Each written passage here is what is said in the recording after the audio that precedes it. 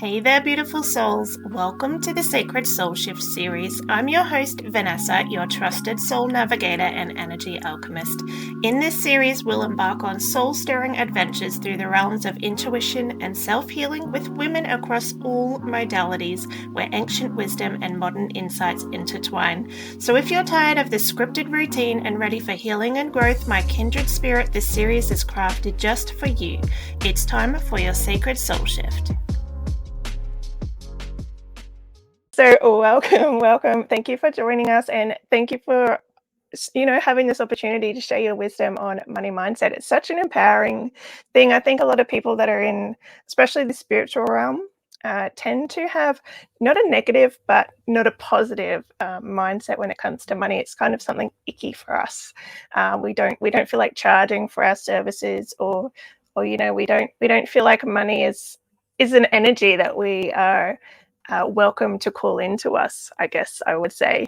So it's really beautiful that you want to empower so many women to take control of their finances and start shifting this money mindset that women deserve to have a strong mindset when it comes to creating wealth for themselves. Absolutely. And to your point, I mean, I have seen this sort of dichotomy with like artists and people who are more spiritual who feel that money is not something that's for them. And I'm so, like I have students in our coaching program that are from all sorts of backgrounds. We have like yoga teachers and artists and people with more kind of like traditional backgrounds as well. But really money can be for anyone. And the way I like saying it, I like seeing things is that if you are not able to pay your bills, you cannot show up in the best possible light. You cannot be there for your students or your clients or your art if your basics are not met. So, we deserve to be financially empowered.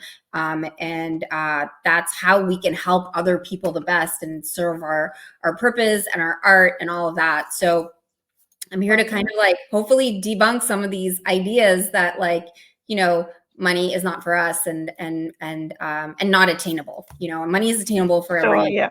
woman. Yeah, and I think a lot of women put a cap on, how much money we not only deserve but we're worth, and is attainable for us to actually have. I think there's such a divide between the everyday person and these people we see as rich, right? Or are wealthy and successful, but not understanding that anyone can reach that success, I think is powerful. And there's also a bit of a snippet here. I'm gonna bring men into the conversation, but in traditional relationship roles, I think there's still kind of this dominant, male brings and holds and pays, and with the money in the relationship, I think that's still something that we see today, that the male influence is still controlling the finances in some relationships. And I don't think women feel empowered to control their own money and make their own money sometimes. Yeah, 100%. Even, I see women sometimes in their 20s joking about, let me marry a rich man, and they're joking, but are they really, And Yeah. so like I think kind of our generation, I'm 42. I hope that kind of in our generation will like break these sort of barriers and be the role models that women of my generation didn't have. So hopefully this is, I see these things changing. I'm optimistic that women in future generations can have these role models and these forums for women to feel empowered with money and comfortable with money and comfortable attracting wealth into their life. Sure, yeah. So powerful. And I love that you have a goal to hit 5,000 women in 5 years. I think having that kind of goal, it makes it more visible, and once it's visible to it's easier to draw in that energy. And I totally have faith that you're going to do that, and it's Oh my God. such a wonderful thing. All right, now you have some slides that you want to share with us, so I'm going to bring your screen in here and I will mute myself, and then you can roll with that, and then if I have a desire to butt in, I will do so. Right. So Here we this go. date here, just ignore this date that's up top because I'm borrowing a slide deck that I've used previously and that I love. So it's this talk is called Invest Your Money, and the purpose is so that you can live a life of opportunity. It's, sometimes when we think about money, we think about accumulating wealth and material things and luxuries, and not all of us are interested in that. But I will tell you what most of us are interested in, especially women, is that we're interested in having options for our life. And the right to choose how we live. And, we're seeing a very visible example of that happening in the US, where women are being denied that right. And so, a little bit about me. High level, I love cats. I've had a cat I've had 2 cats, and now I'm about to adopt another cat because sadly my dear Mimi passed away a couple of months ago. So if you're cat lovers out there, drop an emoji in the chat. I love lifting heavy weights. I've been going through a bit of a rough time, and those, like, being in the weight room and lifting heavy things, weights, makes me happy, and helps de-stress and self-care. And I also love sweatpants. I live here in a cold climate in Canada, and I spent a lot of the pandemic wearing gray sweatpants. Things I don't like. I hate caterpillars. I have this super weird phobia. I don't know if anybody else has this. I'm not afraid of snakes or spiders or anything else, although I don't live in Australia, so I don't have to deal with the poisonous, scary stuff. And I also hate foamy drinks. So this is a quick note from my lawyer. Just because the financial industry is highly regulated, I just want to make sure we're all on the same page. I'm an investment coach and not an investment advisor. And what that means is that I give people the tools to manage their own investments and to make the best decisions for themselves. And this is very much in line with my philosophy that we should feel in control, and we should make the decisions for that are regarding our money and our investments. All right. So we call it here at Dahlia Wealth, that's the name of my business, we call it your boss life. That's what I want for every woman and all of you that are listening today. Your boss life is really the life where you're in control. And that's why we call it the boss life, where you're in control, where you're calling the shots. So I'm going to have you kind of start thinking about this ideal life of yours. Imagine what life would look like if money weren't an obstacle. So would you start your dream business? Maybe spend more time with family and friends, travel more, maybe work on a hobby or some sort of passion that you have. And the reason I'm asking these questions is because money is really just a tool. We touched on a bit earlier with Vanessa, how, artists and kind of people who are into kind of energy and healing are sometimes uncomfortable with money. But what I want you to know is that money is really just a tool. And it can help you live that boss life of yours, so that ideal life of yours, in whichever way that you see fit. So what makes this different? I make it clear that my services are geared towards women. It's not because, I want to exclude anyone. Everyone is welcome. I have men in my program. I have non-binary folks. But really because women have been excluded from the financial industry for so long. And we think about money differently. Let's be honest. We think about money differently than men. And there are very good specific reasons for that. We're told certain things about money culturally. You might have heard, money doesn't grow on trees, or, you're throwing money out the window, or money is the root of all evil. These are all cultural sort of sayings that, we take for granted without really examining them.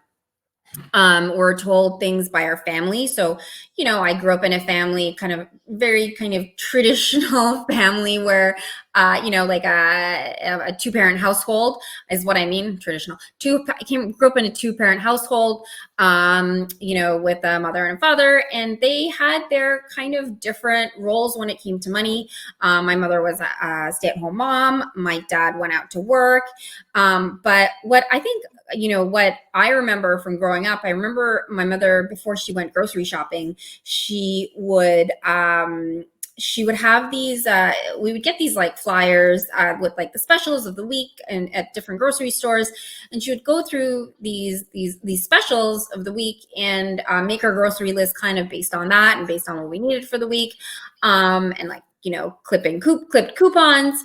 And what this imprinted on me as a young girl was that money is very precious. And if we're not very, very careful and if we don't try to save, 50 cents here. And I remember it's like, I don't think even things come in increments of 25 cents anymore, but like 25 cents here or 50 cents there. If we're not very careful, the money is just going to like disappear. And that's kind of like the start of a scarcity mindset that a lot of women, we learn and as children, and then we carry with us into adulthood. And the other thing is that women actually invest differently than men. And the good news is that you're probably thinking, oh my God, she's going to have some more bad news. No, this is good. The good news is that women studies indicate that women make better long-term investors.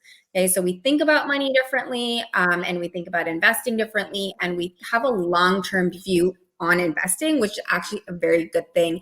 It means that we don't try to make a quick buck, and we make fewer mistakes when investing. Without financial empowerment, there is really no power. You can't show up as your best self if you can't pay your mortgage or your rent and buy food. You need, your basics to be covered. So you might be wondering, do I want to, it's kind of early we're in Australia at 9 a.m. Maybe you're thinking like, maybe I should just go get a coffee or whatever. You're in the right place. And I totally get you wanted to get a coffee, but you're in the right place if you're wondering the following things. If you're wondering, how do I make my money grow without having to work more? A lot of us have this idea that, I don't really want to make more money because like, that means I'm going to have to work harder or longer and I'm already tired and I don't have more time. Okay. So investing is an excellent way to make more money and to grow your wealth without having to work harder. Maybe you're asking yourself, how can I work less so that I can do more of what I love? Whether it's a hobby or travel or just, having more time for self-care. Or you might be asking yourself, how do I ensure I have enough put aside for retirement? Retirement is this big kind of scary thing that's like a long ways away. But the truth is that we need to start saving for retirement as early as possible if we are going to have a solid retirement. And if we want to make our lives easier, really, the earlier we start, the better. And these are also, if you are wondering any of these things, these are all questions I help women answer for themselves. This is, my life's work. All right. So I'm going to talk a little bit about how I got to where I am, kind of like why should I listen to this woman? What is, she seems to not have struggled in her life. I'm going to tell you the struggle story is coming. So I actually started investing when I was 19 years old. And that's with money I made babysitting, cutting grass, being a camp counselor. I didn't have wealthy parents. We were comfortable. We were very middle class, but I didn't have, I wasn't a trust fund baby. But the problem was, so even though I started investing, I didn't understand the basic concepts. Okay. So the basic tenets that I know now and that I teach, I had no clue. And I trusted the financial industry blindly. So I just figured, they know what they're doing and they're not going to recommend financial products to me that aren't good, right? Like this is what a lot of us think these things. And we trust the financial industry the way sometimes we trust accountants or doctors or lawyers. But the truth is it's, a for-profit industry. And what ended up happening, I started investing. I was very excited about seeing my money grow. And then before long, there was a stock market crash and I saw the value of my money dwindle down to almost nothing. And this is a very common story for a lot of new investors. This has happened to you. You're not alone. And the problem with this is not that I saw the value of my money dwindle, because that's normal when there is a market crash. It's just part of the game. The problem is that I stayed out of the markets for a number of years, and I just essentially kept my money under a mattress. Okay, and it was not growing, and that's really where a lot of investors kind of lose confidence and lose out on juicy investment gains. So I kind of psychologically recovered from this investing mishap because I was so young. I finished my education. I moved to London, England, where, by the way, I met a lot of my friends who are Australian. A lot of my closest friends are actually, I have some very close friends in Australia that I met when I was this age here, like sort of 23 and I was in my 20s. I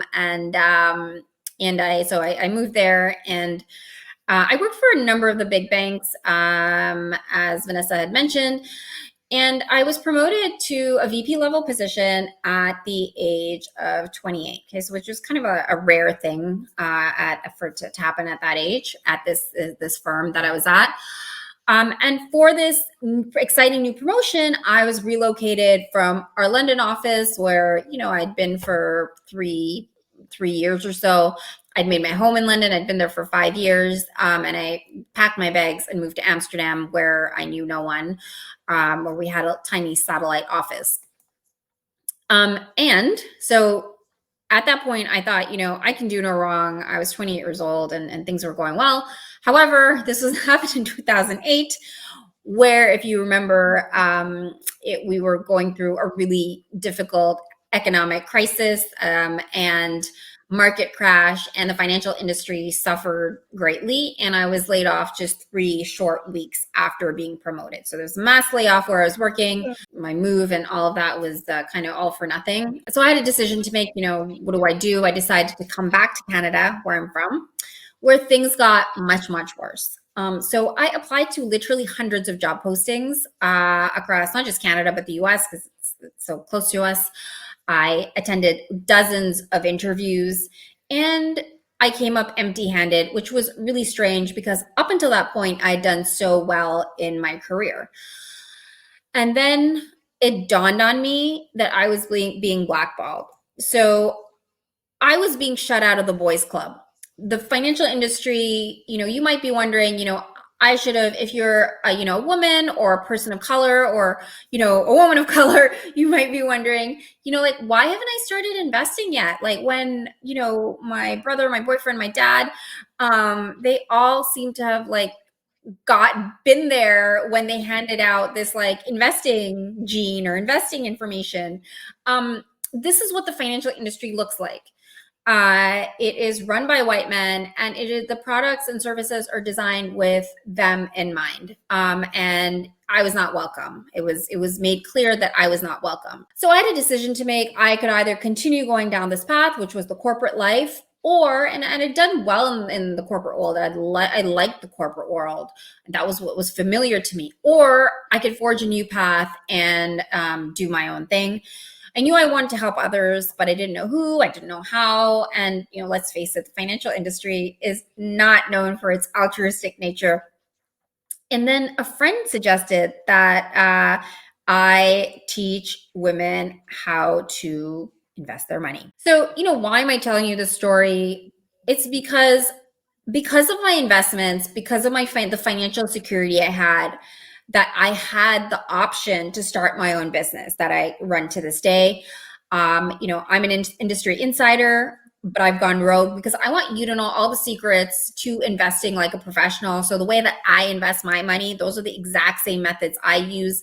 And, this may seem normal in any other industry, but in the financial industry, often financial professionals do one thing for their own money and tell their clients a whole other thing.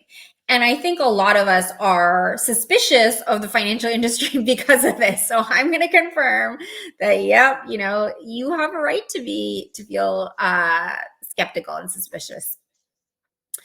So I want to teach you the tools that I used. We're gonna, do a quick overview, and we're gonna cover some myths that people hold in when it comes to investing. So And I often get asked, I actually managed to grow my wealth to $100,000 by the age of 28. And, it may sound crazy, like what did I do to what crazy things did I do? Well, I did not have rich parents. Even though I worked in banking, I had a starting salary. I had a very mid five-figure salary. And I didn't have like a lucky stock tip. Crypto wasn't around. So it wasn't like a stroke of luck either that brought me there. So at the age of 23, I started investing, saving and investing. And then when I started my first permanent role, it came with benefits. So any of you who have a 9 to 5 job, a solid 9 to 5 job, often it comes with pension benefits. And I encourage you, if you have not looked into it, if you take one thing away from this talk, please, please, please, and you're not contributing to your pension, please go speak to HR and ask them what pension benefits are offered. And what's especially juicy and money left on the table is something called employer match. So that's where you put some money and they match it, or they put a percentage of that.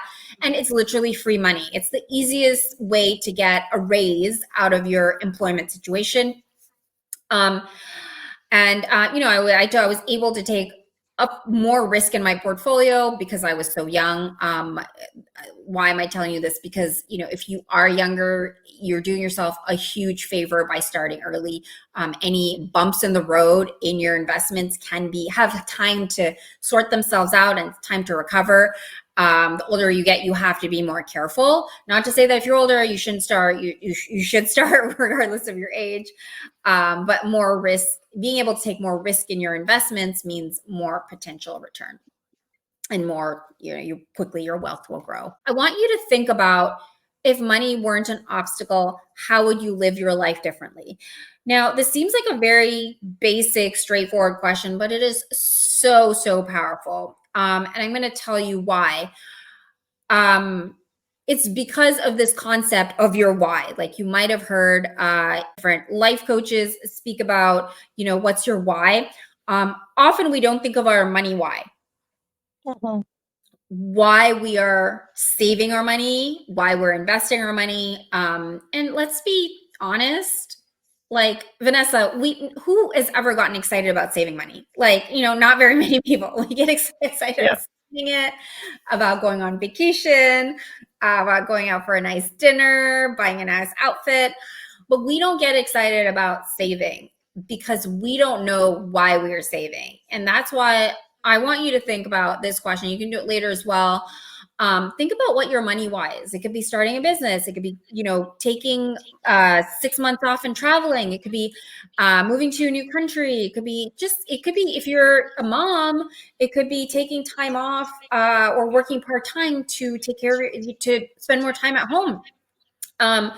Whatever that why is for you, I want you to write it down. I want you to write it down on a Post-it note. I want you to put it somewhere where you see it. So every time you feel, you're like, oh, I don't know where my money's going. Well, it is going somewhere. And often it's not going to anywhere deliberate. Okay. So we want that money why to be on top of mind. I have a related example. I've been, I have some health issues, and I've been seeing. I took a course from a holistic nutritionist who explained to me why I was told to be eating in a certain way, and like not eating takeout.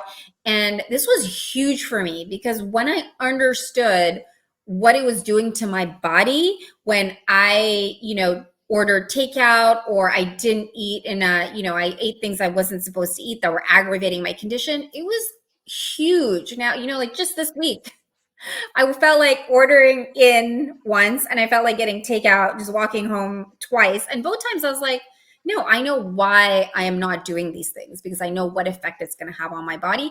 And so when it comes to money, if you have a why, whether it's, go that vacation fund or your honeymoon fund or your, buying a home fund. And I encourage you to write that on the fund, literally on the account, on your online account. Call it, if it's a savings account, call it or some people have a FU fund.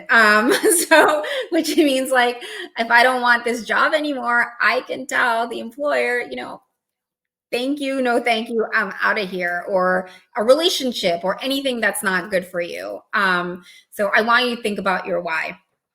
Super powerful exercise. All right, so we're going to go through 4 misconceptions that I see people hold all the time that are holding them back from growing their wealth. One is that you need a lot of time to invest properly. So, researching stocks, all that sort of thing. The other second misconception is that you need a lot of money to even start. So if you have a small amount, like, oh, it's not even worth it, I don't have that much. I can always start investing later in life. That's another one. Like, oh, I'm not making as much money as I would like yet. I don't, it's not a good time. That's also a myth that we're going to talk about all these. And then my advisor has my best interest at heart. Like my financial advisor. If you have a financial advisor, you need to know a few things about them. So let's dive in. Myth number 1 is that investing takes a lot of time. And the truth is, the industry would have you think this is true, because the more overwhelmed we feel with whatever problem we have in our life, it is easier for someone to sell you something to fix that problem. But the truth is, it's not only possible to manage your investments in less than 6 hours per year. Okay, that's the method I teach, and I literally check into my investments a couple of times a year. And you can do it in this hands-off, hassle-free way and do it well, like really well.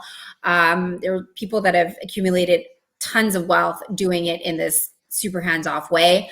And there is absolutely no need to follow the stock market every day. So for all of you people who are there like, yuck, I don't want to have my head in spreadsheets. I don't want to research different companies. I don't want to, read financial statements. You don't need to do any of that, because I don't do any of that to grow my own wealth. I never have, and I probably never will. So the truth is that there's something called ETFs. They are essentially a basket of stocks or bonds, and they're a way easier way to invest.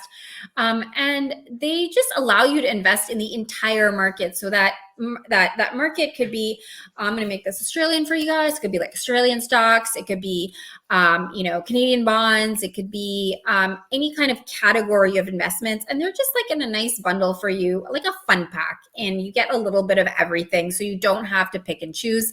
It's kind of like a fruit salad would be an ETF. So you have, different fruit in there, and little bits of each fruit. No one fruit dominates.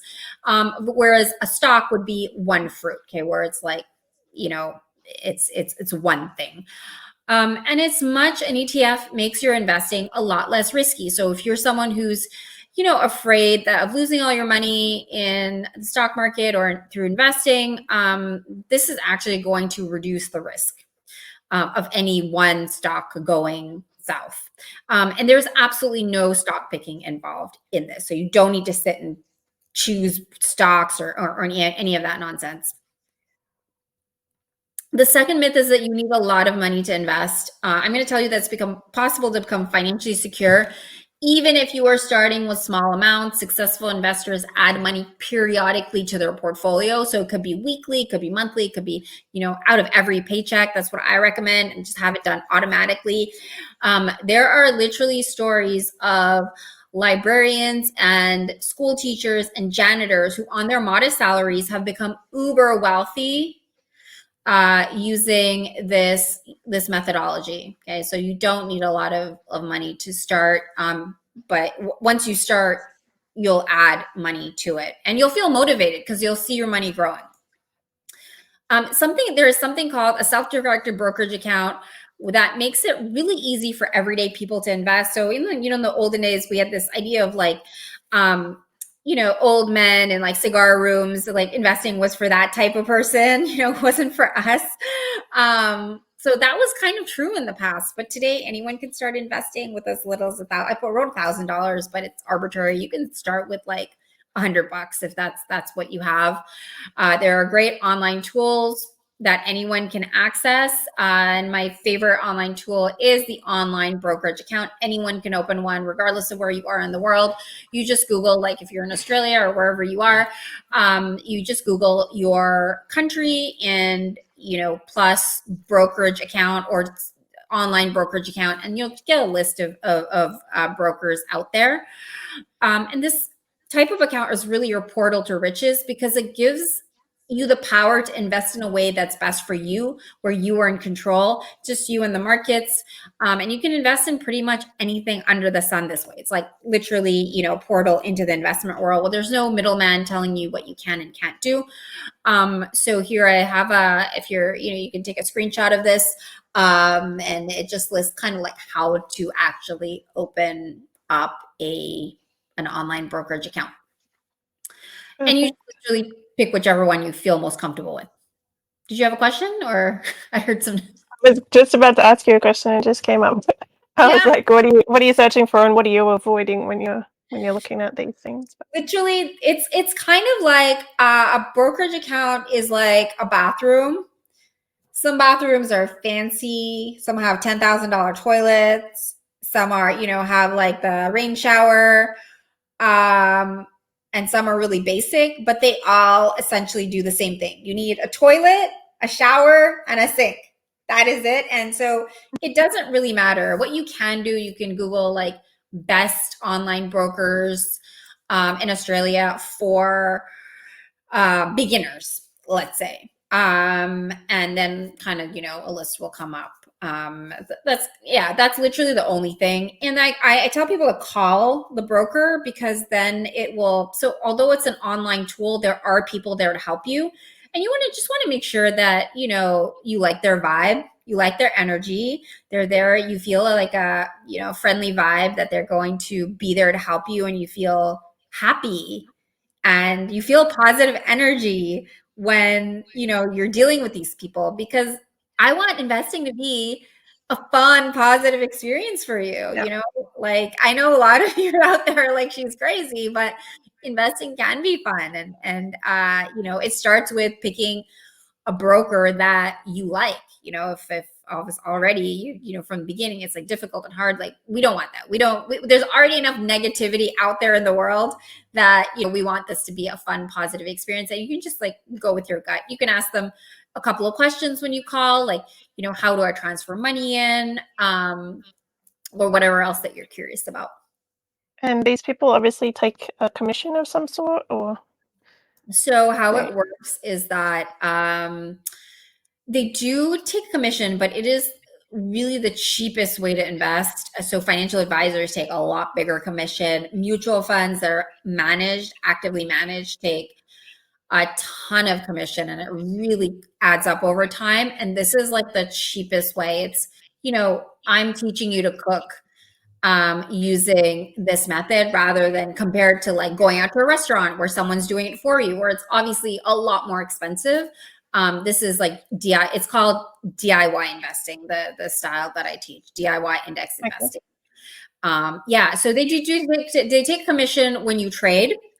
And using the methods I use, we trade very infrequently, so it's really not that big a deal. And sometimes they have a small fee for like maintaining the account, but you can also ask them. There's usually ways to get around it, and you can ask them, like if I don't want to pay this annual fee or this quarterly fee, do you have any options? And often it's like if you transfer money in every month or every quarter, we waive the fee because they want to see you bringing more money in, for example. So there's just, you either read the fine print, or you ask them when you call, how do I, are there any like maintenance fees? But either way, it's nothing to be overly stressed about, because we're already dealing with a method that's really efficient and inexpensive. So I love screen sharing. I realized, when I first started coaching investing, I thought, like I'm going to teach the strategy to invest and they can go out and trade themselves. And I realized the trading part was actually holding a lot of women back. So this is a screenshot of the inside of my investment brokerage account.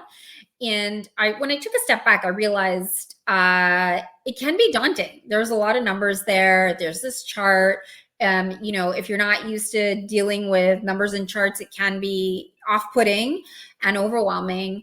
And this is one of the reasons that I said, I don't. It's crazy that this is what's holding a lot of women back from investing. And women are a minority in the DIY investing world. 2/3 of DIY investors are men. And so this is just, a list of ETFs I looked up, and this is what it looks like. But like, I do a lot of screen sharing to like kind of decipher this and tell women that, like, tell my students what to pay attention to and what to ignore. The good news is the vast majority of the information that you see here, you can ignore. Okay. That is the good news. You don't need to know most of this. You need to know maybe a few things, and the rest you can ignore. So I, go through all of that with my coaching students. And myth number 3 is it's never too late to start investing. This is unfortunately, we say this all about a lot of things. And if you're older, I don't want to discourage you from starting. But the truth is, the earlier you start, the better. I understand it's very easy to put off investing for later, like especially retirement. You're like, oh my God, it's so far away. It sounds boring. But women are unfortunately twice as likely to be in poverty at retirement. And this again was the statistic that made me want to do something about it, because it breaks my heart that, after a life of taking care of other people, this is what we suffer through. Time is our greatest asset when growing our wealth. Really, just you let the market do its thing for as long as possible. And that's why starting early or starting now, the best is the best thing. The best time to have planted a tree was 20 years ago. The second best time is now. I'm not going to go through this snowball example because it's very Canadian. Here, everyone knows how to make a snowball and what it involves. I'm gonna leave that one out. Myth number 4 is that the financial industry has your best interest in mind. No, I don't know. This purpose of this, why I'm bringing this up, is not to make you paranoid. But the truth is that financial industries are financial actors like advisors and financial institutions are often not fiduciaries, which means that in most of the world, which means that they aren't mandated to have your best interest at heart. Like, I don't know the laws in Australia, but generally you need to be careful. So they're not like doctors and lawyers and accountants or even veterinarians where they have to have their client's best interest at heart. And that's why financial advisors can recommend you things that they wouldn't invest in themselves. They work on commission. Okay. And so, we talked a bit about payment and commission relating to brokerage accounts, which is really, really very minimal compared to what financial advisors charge, what mutual funds charge. Mutual funds charge a percentage. And, in smaller countries like Canada and Australia, in Canada, we have some of the highest investment mutual fund fees in the world. They're anywhere between like 1% and 3%, which is huge for a mutual fund. It doesn't sound like a lot, but over time, it has this like snowball effect. So I'm going to use I can't help but use this analogy. It has a snowball effect where it, compounds. The commission, really eats into your investment return. So you need to be careful. And for example, financial advisors work on commission, which means that they're incentivized to sell you certain products, like a car salesman. Shocking, right? Like, they're no different. And so you're not getting unbiased advice. And that's why, and they're often lacking investment knowledge on top of it. So that, when I set up my business, it was very important for me to be transparent with my fees and also charge a flat fee, not based on, what advice I gave to my clients. And I'm a chartered financial analyst, which means that I've spent a lot of time studying investing so that you don't have to. If you do, want to hire an advisor, please look at their credentials before hiring them. I'm helping a woman right now who is looking to hire some sort of help as a, holistically.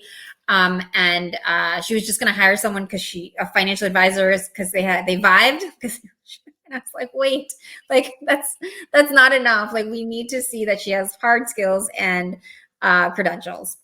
So a quick case study, which sounds very serious, but this is actually this was my first student that I helped learn to invest. Her name is Emma. She left after we set up her investments. She left her 9-to-5, so her stable 9-to-5, to travel, and then she came back home and started a company called Climbing Escapes, where she takes groups of women out onto empowerment retreats. So I'm just gonna let you read. There's a lot of writing here. I'm gonna let you read through it, but I've underlined the word deserve, because when Emma was telling me her experience in learning to invest, she mentioned that women don't feel like we deserve money, and we don't deserve wealth or financial freedom. And she said that by learning to invest, she broke this mindset and started living from a place of abundance. We talk a lot about, scarcity and an abundance, living from a place of abundance. Few people actually understand what this means. And it's really about feeling that there is enough to go around. It is about believing that we can attract wealth into our lives. So, she took the risk to leave her 9-to-5 to start a business. She believed that she could start this business and support herself, and people would pay her for it. That's living from a place of abundance. There is enough to go around, that I can go out there, charge what I'm worth, ask for whatever salary that I think I deserve, and and there's nothing wrong with it. So her perception on investing changed, or on money changed. Her relationship to money changed when she started investing. So sometimes people are like, oh, I feel uncomfortable with money and investing. Well, when you do the thing, it actually changes you, and you can no longer tell yourself, I can't do that thing. Because, like, let's say, you always tell yourself, oh, I'm no good at sports, or, I'm never going to be fit. I have a friend who loves to say that she likes to eat junk food. And that's like a label that she holds dear to her heart. But what if she told herself, I'm someone that's going to eat healthy from now on? And in the same way, when you start to invest, you can't say, I'm not good with money. You can't tell yourself, I will never attract wealth into my life, because you've done the thing. You can no longer tell yourself these things. So I'm going to, talk to you through, I unfortunately cannot download all my investing information into your heads through this internet portal, but I do have a full coaching program. I have a group coaching program, which I'm extremely proud of. It's a great community of women where, we have a full curriculum. It walks you through step by step how to start investing, makes it accessible. It's designed by a woman, me, for women. So there are very few charts. If you don't want charts, I'm your girl. If you don't like numbers, also, we don't use, there's no math involved. You get to learn to invest with a method that takes less than 6 hours per year or less. Okay, literally, it's not a typo. Literally, you check in a couple of times a year. Once it's set up, you can start investing with as little as $500. So no more excuses of like, oh, I don't have enough money. You can invest start with $200. The important thing is to start. And you can invest in a way that suits your individual situation. It is not a one-size-fits-all solution. Based on your situation, I teach you how to tailor your investment portfolio. The other thing is, if you are someone who wants to live in alignment with your personal values, there are methods to learn to invest in a way that's aligned with, let's say, you're an environmentalist, or you are, into women's rights, or whatever it is. There are ways to invest in a way that is in alignment with that. So I'm going to talk you through, I don't know how many slides are left, but just while you're having a little swap of the slides, just had a comment. Most of my investments is through an And through an advisor, but it's done within super. So here we have superannuation, which is, I think, kind of like your pension over there, where Mhm. our employers contribute every week and then we can add to it. But we also have the opportunity to talk to financial advisors, within our superannuation company, and we can, you know, we have the decision somewhat, not fully, but we can choose, where our money goes to and that sort of thing. Right. So, yeah, that's great. I had this idea that like you guys, you call it a super because there is a financial advisor that I follow that's based in Australia who has a really good YouTube channel called Sugar Mama, and her YouTube is called Sugar Mama TV. But the things that she teaches and things that I teach are similar because a lot of investing is universal. Was that a question or a comment that you Just a just made? comment, just Okay. saying that she does work with an advisor, but it's through the super company. Yeah, so that's good that you guys have someone to help inside. But it's always good to like educate yourself separately. And so you fully understand because often advisors are not set up to educate you. They're set up to kind of understand a little bit about you and then kind of advise you, right, as the name would say. Whereas like I'm really Yeah. about you want to be in the driver's seat of your money game. Yeah. Do you think, being in part of the superannuation company, that they're still a bit biased? Would it be better to, have a separate account outside of the superannuation as well? 100%. So I'm not 100% familiar with the setup, but let's just say it's like a lot of kind of employer sponsored pension plans in Canada. Um, the problem is that with these, although, if it's free money, take it, like I said, uh, yeah, please take it. But the generally the problem is that options are limited and you're forced into investing in higher fee products. So that's the problem that we see here in Canada. So you really want to check on the fees of these products. If it's anything like over like 0.5%, it's starting to be a lot. 1% definitely. Anything over 1% will, have a pretty corrosive impact on your performance, your portfolio over time. So that's Yeah. one thing I would check. Definitely more than anything else is how much am I paying in fees. So yeah, so thanks. Yeah, that was a great comment, and I hope that was my answer was helpful.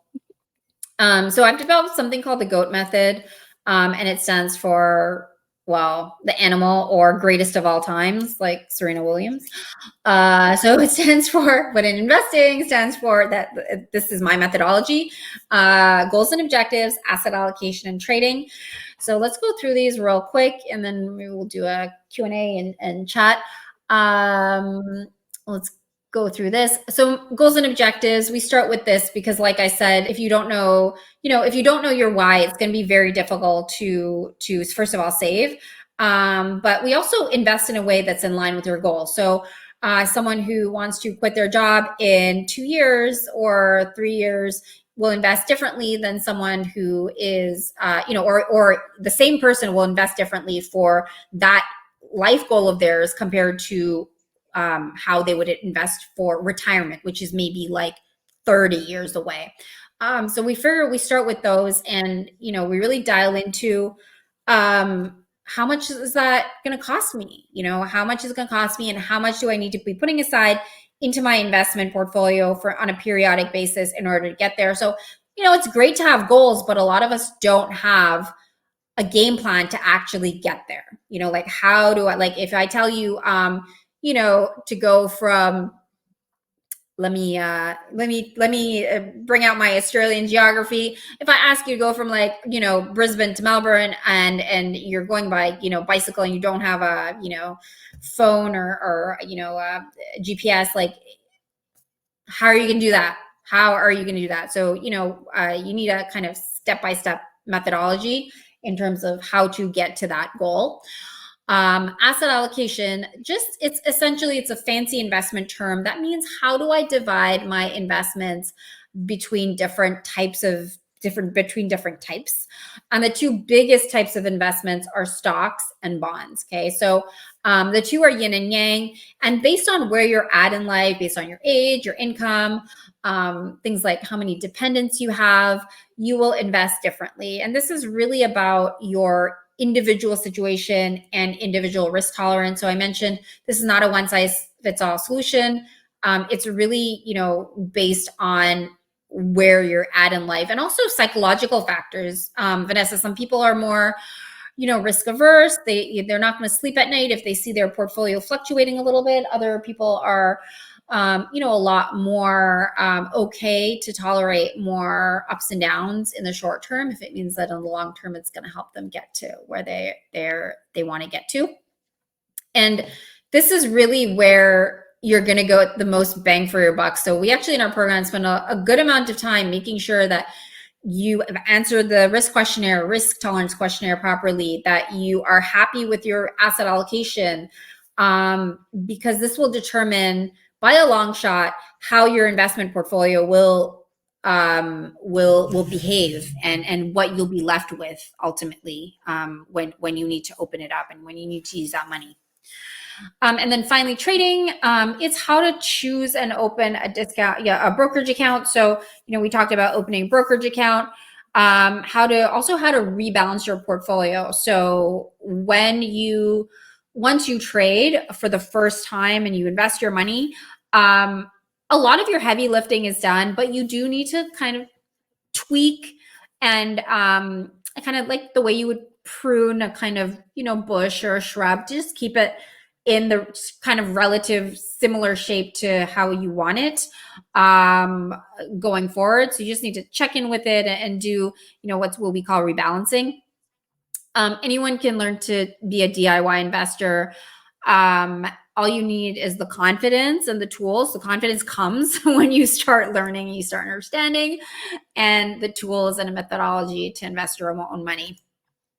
Benefits of starting to invest. If you're still not sold on it, you're going to get clarity on your retirement savings. So this is something that a lot of people worry about, and it's kind of just like always in the background. Saving up for other life goals. So you might have other life goals that you always felt were like pipe dreams, or like were like kind of embarrassed to talk to people about, because you thought, oh, it's not realistic. Especially women, we like self-censor a lot when it comes to our goals and our ambitions and our dreams. So we give those life goals. So you're like, I encourage women to dream big. I want you to dream big. I want to help you to get there. We'll plan it together, the financial part of it. And you might be thinking, this is all great. This is all like for later retirement, later life goals.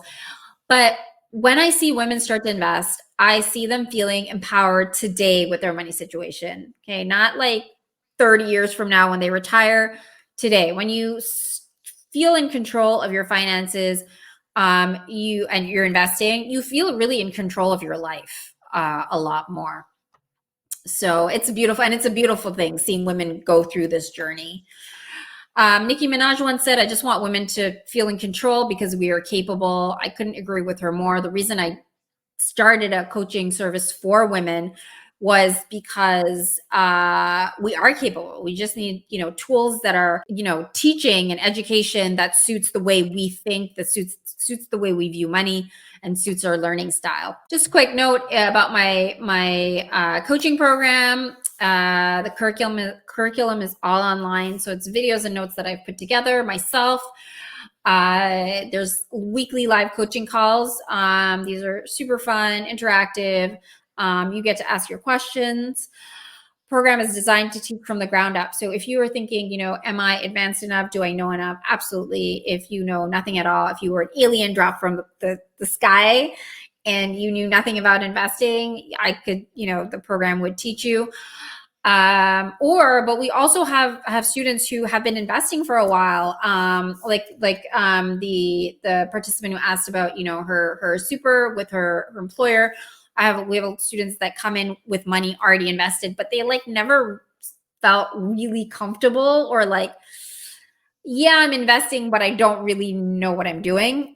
So we also have a lot of students like that who come in and just like revamp from the ground up their entire investment portfolio and then finally feel in control. Is a like wonderful, wonderful community of boss ladies. That's what we call ourselves. Yeah. Any questions? Go ahead. And before I forget, and before we kind of move on to Q&A, I have a free training that's available. If you are curious about investing, if you are, want to know more about our coaching style, I go through this in this free training. I recommend that you sign up. DahliaWealth.com. If you can't attend live to whatever session that you pick, we'll send you a recording. Thank you so much. That was wonderful. I hardly knew anything about investing, so that was all news to me. Lit a few light bulbs, and it's definitely something that I want to get into. So I might actually join one of your trainings and have a deeper dig into what it's all about. Obviously, we have super accounts if we work in Australia, so we do have some kind of investment. And when you do sign up for a super account, you are given kind of the choice whether you want to go into like a high risk situation or if you want to just go into their low risk bonds. Obviously, it's up to you how you want to spend your money, but otherwise they just invest it however they want to invest it if you don't, I remember make a decision. I've worked in finance and investing pretty much my entire career. And whenever I've had to answer those risk tolerance questionnaires for myself, often I felt kind of like confused and like didn't understand the questions because Yeah, sometimes they're asked in a way that like, based on how your brain works, it doesn't always make sense and it's confusing. And some people are like, the oh, rest of my money. I don't know how to Yeah, answer this question. And so let me just come back and do it later. And then later happens like 5 years later, So yeah, um, exactly. it's great. Like I'm glad that you guys seem to have a little bit of support there. But, I think everywhere that we can do a lot better job in kind of like educating women, especially in like how this all works and how to invest in a way that you really like sits well in the seat of your soul. For sure, yeah. And it's good to know that you don't need a lot of money to start. I think a lot of people think that you need to, invest $1,000, $10,000 to get started to actually make money in the long run.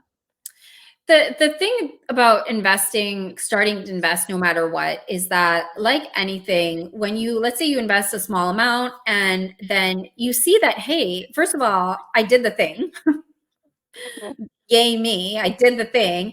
Secondly, you see as months go by, you see that money growing.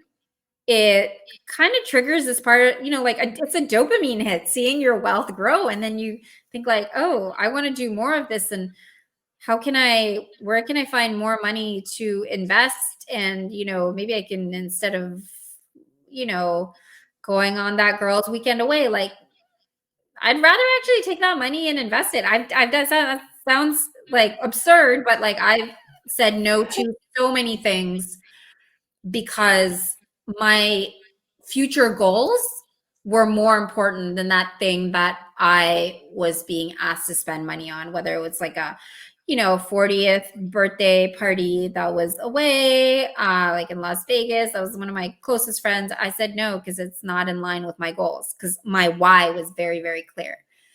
I want this very specific life of, I want to be able to buy a house by the lake. And like when I'm saying no to whatever it was I was being asked to spend money or whatever temptation, right? Like we all want nice things in life, but it's like, no, I'm saying no to this so I can say yes to that bigger version, that boss life of mine. Yes, I love that analogy, and it's so true in everything, right? Every time you say no, you shouldn't feel guilty because you're saying yes to what you actually want. I love using that for money. It's such a positive shift when you're thinking, all those negative things. I should be supporting my friend, or she's going to hate me, or but you're saying yes to what you actually want and what is actually aligned with your vision. Love that. Yeah. And it's not about like, oh God, like, no, I can't, like I mentioned about getting takeout. Like, oh, it's not about depriving yourself of joy right now. like I don't think in those terms for my own money. It's like I don't feel deprived of anything. Even when I say no to myself, it's I'm saying, I'm saying yes to that other thing. And so it's not a question of suffering. It's a question of like, yes, I'm Yeah. excited for that other thing. Are you able to quickly touch on what involves a high risk and a low risk investment? Is it, smaller companies versus bigger companies, or what determines, those investments that are either high risk or low risk? And obviously, a high risk will make you more money in the long run. Is that right? Is that how it works? So that's a very, very good question. It's very, it's also a very, there's a lot of answers I could give. Reloaded. Could be here. They could be here. We could be here for a long time. But in a nutshell, or at a very high level, I showed that pie chart of like stocks and bonds. Those are like your yin and yang. And stocks are considered generally more risky than bonds. And risk itself is like, after years of coaching women with investing, I realized that the way that the financial industry sees risk and the way that women see risk is actually different, which I find really interesting. The way that financial industry sees risk is, how much up and down is there going to be in the short or medium term. Whereas I think what women are not afraid of this, but women are actually afraid of dying poor. Like for us, that is the risk. And so we're actually able to stomach the ups and downs in the short term a lot better than men are, because we're like, it's okay. It's part of the game. And it's very interesting to see my mom and dad, who are both now retired, and investing their money together. And he'll panic when there's like, the market drops, or he'll be like, kind of like, emotionally, he'll be upset, and Yeah. she'll be like, it's fine. Burn it for the long term. It's all going to work out. We just need to sit tight and don't do anything. Like, so stocks and bonds. So stocks are considered the more risky one. Bonds are considered the more like responsible one, and they balance each other out. And they're actually yin and yang, meaning when one goes up, generally the other one goes down, and vice versa. And then when you like dive in, there's lots of different ways to see risk. Yes, smaller companies are seen as more risky compared to bigger companies. Developing countries are seen, stocks from or bonds from developing countries are seen as more risky compared to developed, like Europe, Australia, Canada, US. And the last thing you said was, do we make more money when we take more risk? So on one of the slides, I use the term expected return, because yes, when we take more risk, we expect more return. Is it guaranteed? No, because otherwise everyone would be doing it, right? Like if let's say you decide to quit your job, stable job, and start a business, there's a risk. There's also a risk that you can make a lot of money, and do really well for yourself. There's upside potential is huge compared to having a fixed salary and working for, an employer that your business doesn't work out. There's also that risk, right? So it's very similar when you take more risk in your portfolio. Like with crypto, I don't know. People ask me a lot about crypto. I don't know what's going to happen. But it is a highly volatile, a very risky investment. And whatever money you invest in it, you should be prepared to potentially lose all of it. It could, go through the roof. Crypto has made a lot of people really wealthy. But if you buy it now, I don't know if that's going to happen for you. It could just, you could lose all of it. So, yeah, that is risk. Yeah, for sure. Thank you. That clarifies a lot of things. I have one last question before I always ask this at the end of an interview. What is your message? What's your message to the world? What do you want to get out there? What's driving your soul while you're empowering these women with their finances? Oh, wow. I love that question. I want you to be financially empowered, not necessarily for the material things, although you can have nice things too. I want you to be financially empowered because that journey will change you. That journey will make you more empowered. That journey will allow you to to step into your power in all its senses, in terms of your career, in terms of your relationships. Your relationship with money has a knock-on effect on all your other areas of your life, your love life, your body, the way that, you see. When I started living from a place of abundance, because I went through this own journey myself, I started respecting my body more and giving it the fuel and the food and everything it needed more. So it's the same thing, when it comes to money. When you start living from a place of abundance, you live differently, and you allow yourself to be loved. You allow yourself self-care. And all these things might sound esoteric, and they kind of are. So I gotta admit. But when you start, in a nutshell, when you get in the driver's seat of your money game, like I want women to do through investing, it changes like how you move in this world. It changes your energy, and for the positive. And that's what I want for every woman out there, is to feel in control of her finances, so then she can feel in control of her life.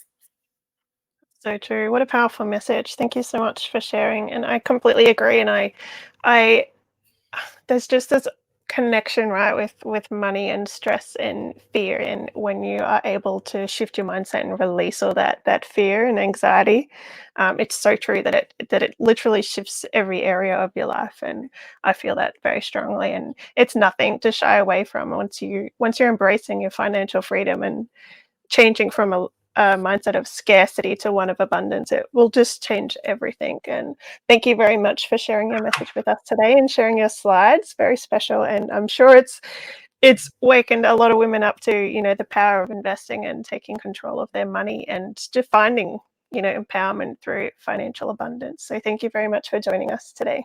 Thanks so much for inviting me. It was lovely chatting with you. And yeah. Thank you very much. Bye. Thank you, dear souls, for joining me on this sacred journey. If you enjoyed this soul-nourishing experience, don't forget to hit that subscribe button and the little bell icon so you can stay connected and never miss a moment of our soulful exploration. Let's keep this transformative conversation going in the comments below. Share your insights, your dreams, and the magical moments you encounter. This is a community of like-minded souls, and your voice matters. If you're feeling called to dive even deeper into the realms of intuition and soulful living, remember that I'm here for you. Reach out to me through the links in the description. Let's embark on a personalized adventure to help you create the life of your dreams. This is Vanessa signing off from the Sacred Soul Shift series. Stay enchanted and keep shining bright.